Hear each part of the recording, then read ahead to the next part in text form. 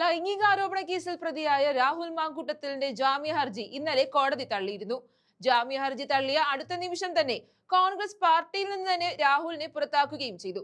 ഈ വിഷയത്തിൽ കോൺഗ്രസ് പാർട്ടി വളരെ നീതിപൂർവമായ നടപടിയാണ് സ്വീകരിച്ചത്. എന്നാൽ പിണറായിയുടെ പോലീസും എന്താണ് ചെയ്തത്? രാഹുൽ ഒളിവിൽ പോയിട്ട് ഇന്നേക്ക് 8 ദിവസമായിരിക്കുകയാണ്. ഇനിയും രാഹുലിനെ പിടികൂടാത്തത് പോലീസിന്റെ കഴിവുകേടാണോ അതോ വേറെ എന്തെങ്കിലും ഉദ്ദേശമുണ്ടോ എന്ന് സംശയിക്കേണ്ടി വരും. എന്നാൽ ഇപ്പോൾ ഈ വിഷയത്തിൽ പ്രതികരണവുമായി രംഗത്ത് വന്നിരിക്കുകയാണ് യൂത്ത് കോൺഗ്രസ് ദേശീയ സെക്രട്ടറി അബിൻ വർക്കി.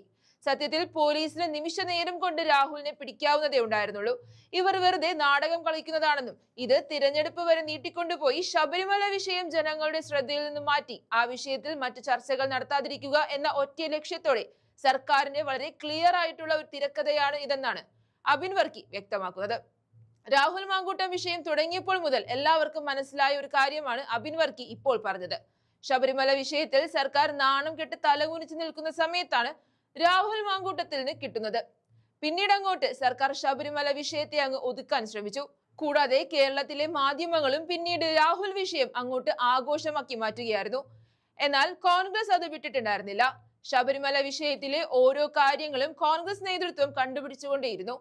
കേസിലെ പ്രതികൾ എന്ന് ഇപ്പോൾ പറയപ്പെടുന്ന വാസുവോ പത്മകുമാറോ മാത്രമല്ല യഥാർത്ഥ പ്രതികൾ. ഇനിയും ഉന്നതരിലേക്ക് അന്വേഷണം വ്യാപിപ്പിക്കണം. അതായത് മുൻ ദേവസ്വം മന്ത്രി കടകംപള്ളി സുരേന്ദ്രനിലേക്കും ഇപ്പോഴത്തെ ദേവസ്വം മന്ത്രി VN വാസവനിലേക്കും അന്വേഷണം വ്യാപിപ്പിക്കണമെന്ന് ദേവസ്വം ബെഞ്ചിന്റെ നിർദ്ദേശം വന്നതായും അബിൻ വർക്കി കൂട്ടിച്ചേർത്തു.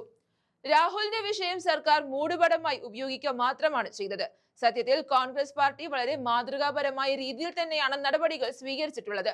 വളരെ ധാർമ്മികവും സ്ത്രീപക്ഷവുമായ നിലപാടാണ് കോൺഗ്രസ് സ്വീകരിച്ചത്. എന്നാൽ സർക്കാർ നേരെ വിപരീതമായ നടപടികളാണ് പാർട്ടിയിലെ കള്ളന്മാർക്ക് വേണ്ടി അല്ല കള്ളന്മാരായ നേതാക്കൾക്ക് വേണ്ടി ചെയ്തത്.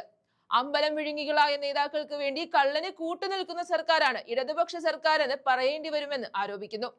സത്യം പറഞ്ഞാൽ രാഹുൽ ആണോ അതോ പിണറായിയുടെ പോലീസാണോ നാടകം കളിക്കുന്നതെന്ന് ചിന്തിക്കേണ്ടിയിരിക്കുന്നു.